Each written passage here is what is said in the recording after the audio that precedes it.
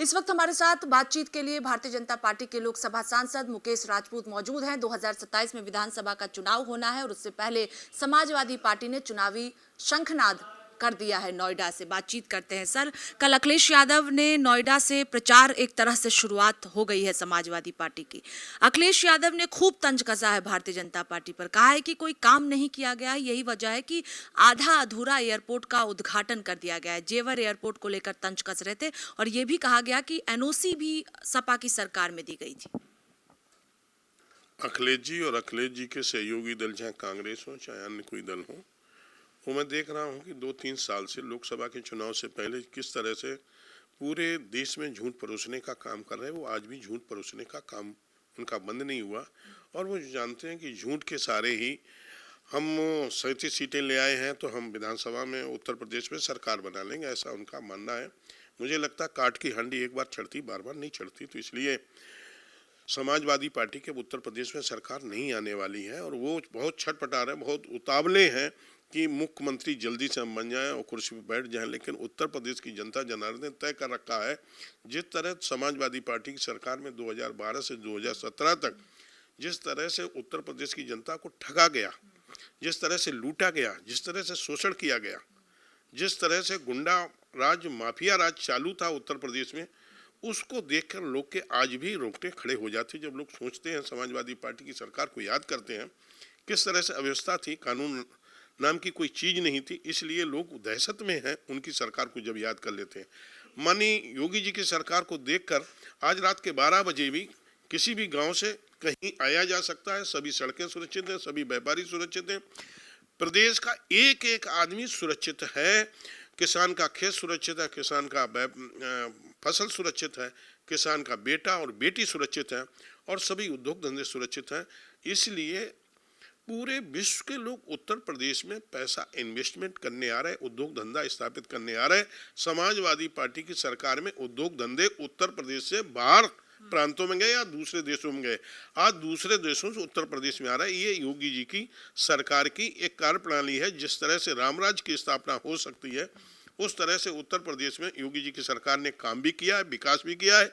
24 घंटे बिजली आ रही थी, उस समय सपा की सरकार में बिजली नहीं आ रही थी, सड़कें गांव तक नहीं थी, लोगों के आवास नहीं बन रहे थे, लोगों को कोई भी विकास के नाम की कोई चीज, हाँ विकास हुआ था उत्तर प्रदेश में, तो सिर्फ हुआ था विकास समाजवादी पार्टियों का विकास हुआ था, गुंडों का विकास हुआ था, अपराधियों का हुआ था, भूमाफियाओं का हुआ था, खाद्यान्न माफियाओं का विकास हुआ था। आम पूरे प्रदेश का विकास नहीं हुआ था। कहीं लाइट आती थी तो सैपई में आती थी, या तो आजमगढ़ के रामपुर में आती थी, या आजमगढ़ आती थी। ये 4-5 रामपुर में 3-4 प्रदेश के 3-4 जनपदों का विकास होता था और पूरा प्रदेश विकास के लिए तरस रहा था। योगी जी की सरकार में चौमुख विकास हो रहा। आपको लगता है कि जो कल रैली की गई है अखिलेश यादव द्वारा, उसका कोई असर 2027 में नहीं होगा? क्योंकि अखिलेश यादव ये कह रहे हैं कि बड़ी संख्या में जिस तरह से कार्यकर्ता पहुंचे थे, लोग पहुंचे थे, उनका दावा है कि 2027 में सरकार बदलने जा रही है। मुझे नहीं लगता है कि समाजवादी पार्टी को 2022 में जितनी सीटें मिली उतनी भी सीटें मिल जाए। मुझे नहीं लगता है पुनः योगी जी की सरकार माननीय मोदी जी के नेतृत्व में पूर्ण बहुमत से सरकार बनेगी। एक आखिरी सवाल है कि कल अखिलेश यादव ने पीडीए पर फोकस किया है। 2027 में चुनाव होना है, एक तरफ भारतीय जनता पार्टी भी लगातार पिछड़ों पर फोकस कर रही है, अभी साध्वी निरंजन ज्योति को अध्यक्ष भी बनाया गया है। समाजवादी पार्टी के अध्यक्ष अखिलेश यादव ने भी कल पिछड़े जातियों पर ज्यादा फोकस करते हुए नजर आए हैं। क्या टारगेट है 2027 को लेकर?